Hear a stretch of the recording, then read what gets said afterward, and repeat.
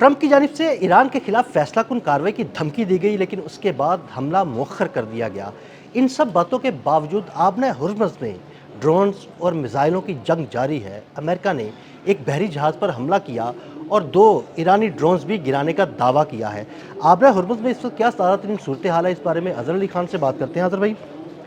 حملے تو اس نے مؤخر کر دیے، حملہ نہیں کیا، لیکن آبنہ ہرمز میں اس وقت بھی جنگ جاری ہے۔ امریکہ نے ایک آئل شپ پر حملہ کیا ہے جو ایران کی جانب جا رہا تھا۔ اس کے بعد امریکہ نے یہ بھی دعویٰ کیا ہے کہ 2 ایرانی ڈرونز بھی مار گرائے ہیں۔ کیا صورتحال ہے آبنہ ہرمز میں اس وقت؟ عادل بھائی، معاملہ یہ ہے کہ آبنہ ہرمز میں ایک بہت ہی زبردست قسم کی جنگ جاری ہے، اور یہ جنگ امریکہ اور ایران کے درمیان ڈرونز کی ہے، میزائلز کی ہے، اور جہازوں کو روکنے کے حوالے سے۔ گزشتہ رات جو یہ رات گزری ہے، یہ آبنہ ہرمز میں خاصی ایک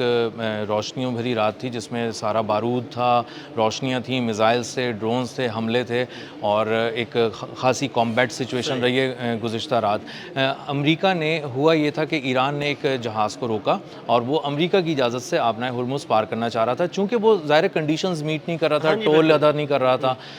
تو $2 ملین کا جو انہوں نے رکھا ہے ایران نے، تو ایران نے اس کو روکا اور اس پہ کچھ شاٹس فائر کیے اور اس کو بھگا دیا، اور اس کو اتنا زیادہ نقصان نہیں پہنچایا۔ لیکن امریکہ نے جو ہے وہ ایک ایران کی طرف آتے ہوئے جہاز کو روکنے کی کوشش کی، اور جب وہ نہیں رکا اور اس نے نظر انداز کر دیا امریکہ کی ہر کال کو، تو اس کے بعد انہوں نے اس پہ اٹیک کیا، اور اس کے بعد ایران نے بھی اپنے ڈرونز کے ذریعے ان پہ حملہ کیا۔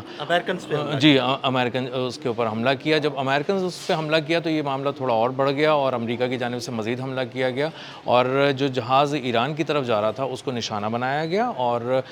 وہ بڑی مشکل سے وہاں سے نکلا، اور اس میں آگ بھی لگ گئی، اور اس کو نقصان پہنچا۔ تو اب جو امریکہ ہے اس کا نیول بلاکیڈ جو ہے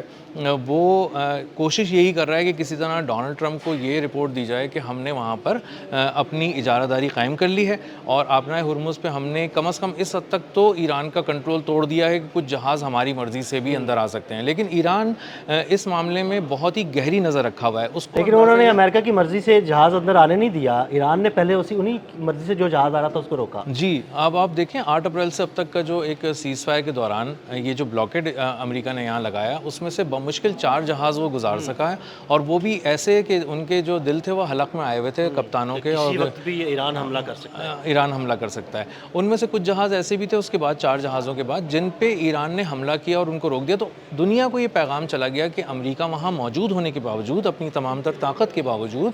ایران کو نہیں روک سکتا اور ہمیں حفاظت نہیں دے سکتا۔ تو اس کی حفاظتی حصار میں گزرنے کا مطلب صرف اور صرف یہ ہے کہ اپنا جہاز تباہ کرا لینا اور اپنی زندگیوں کو خطرے میں ڈالنا۔ اور اسی لیے دنیا آج بھی، اگر امریکہ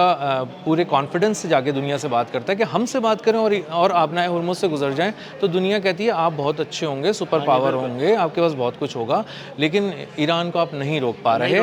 ایران نے نہیں روک سکتے، آپ کے پاس وہ ٹیکنالوجی بھی نہیں ہے، آپ ہر لحاظ سے فیل ہو چکے ہیں۔ اب تھوڑا بہت جو آپ کی طاقت کا بھرم رہ گیا اس کو بچا کے رکھیں، ہم آپ کے شیلٹر میں نہیں رہنا چاہتے، آپ کے حفاظتی حصار میں نہیں گزرنا۔ تبھی جو جہاز گزرتے ہیں وہ پھر پیسے دے کے گزرتے ہیں، وہ پیسے دے کے گزرتے ہیں، اور اب دنیا کو سمجھ میں آ گیا کہ نیو نارمل یہ ہے آبنہ ہرمز کے پاس کہ آپ ایران سے خود ہی رابطہ کر لیں، کسی شے پہ آپ اکڑیں گے اور جائیں گے اور اپنے آپ کو رسک میں ڈالیں گے اور اپنے آپ کو تباہ کرائیں گے، کیونکہ جہاز پہ کسی اور ملک کا عملہ ہوتا ہے، کسی اور ملک کا سامان لدا ہوا ہوتا ہے، جہاز کسی اور ملک کا ہوتا ہے، ہر چیز مختلف ملکوں پہ ہوتا ہے، بالکل کمپنی کہیں کی ہوتی ہے، جی، اوریجن کہیں کا ہوتا ہے۔ اب مسئلہ یہ کہ اس کو تباہ کرانے کا مطلب یہ ہے کہ کسی ایک ملک کے لوگ مر گئے، کسی ایک ملک کا سامان تباہ ہو گیا، کسی ایک ملک کا جہاز تباہ ہو گیا، تو یہ سارا پیغام تھوڑا تھوڑا دنیا میں چلا جاتا ہے۔ ایسی صورتحال میں جو انشورنس کمپنیاں انہوں نے بھی ہاتھ کھڑے کر دیے ہوں گے کہ بھائی ہم کسی بھی جہاز کی انشورنس نہیں کر رہے۔ انشورنس کمپنیز کو اپنے لالے پڑے ہوئے ہیں اور وہ بہت پریشان ہیں، اور ان کو سمجھ میں نہیں آ رہا کہ اگر ہم انشورنس کور دیں تو کس شرط پہ دیں، مطلب کون گزارے گا وہاں سے،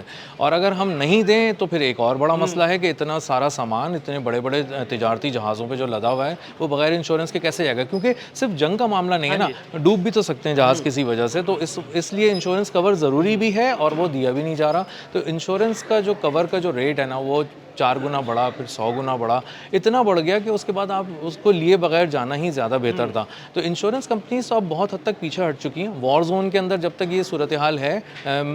मेरा नहीं ख्याल कि इंश्योरेंस कंपनी को बहुत ज़्यादा उनको किसी तरह से फैसिलिटेट कर पाएंगी उन तिजारती जहाज़ों को। अब एक ही सूरत रह गई है कि आप दो में से किसी एक मुल्क से बात कर लें, अमेरिका से या ईरान से, और लोग ईरान से इसलिए बात कर रहे हैं कि ईरान के पास एक पूरा पैसेज है गुजारने के लिए। ना सिर्फ वो हिफाजत कर सकता है अमरीकी जहाज़ों से, बहरिया से, बल्कि उसके पास एक पूरा पैसेज है जिस पैसेज से गुजार के वो अपने साइलों बिल्कुल, वो बताता है जनाब ये एक पैसेज है, आपने इस रास्ते से गुजरना है, दूसरी तरफ नहीं जाना, दूसरी तरफ माइंस बिछी हुई हैं, आप इस पैसेज से आए, हम आपको स्कॉट करेंगे और लेके तो जी बिल्कुल ऐसे ही है। वो अपने साहिल के करीब से गुजारते हैं उसको, और गुजारने के बाद अपना हुर्मुज़ पार करा देते हैं। इसलिए दुनिया को ये इस बात समझ में आ गई कि हमें ईरान से बात करनी चाहिए। इस हद तक कि जापान की वज़ीर आज़म ने भी मसूद पज़ेश्कियान से ही बात करके अपने 2 जहाज़ क्लियर कराए थे, और उसकी फ़ीस भी ईरान ने नहीं ली थी। तो अब दुनिया को अंदाज़ा ही हो रहा है कि ईरान ज़्यादा रहमदिल भी है इस मामले में, कि वो आपको बहुत ज़्यादा इंसेंटिव भी दे सकता है, कंसेशन भी दे सकता है, आपकी पूरी फ़ीस माफ़ भी कर सकता है। दूसरी तरफ अमेरिका है जो अपने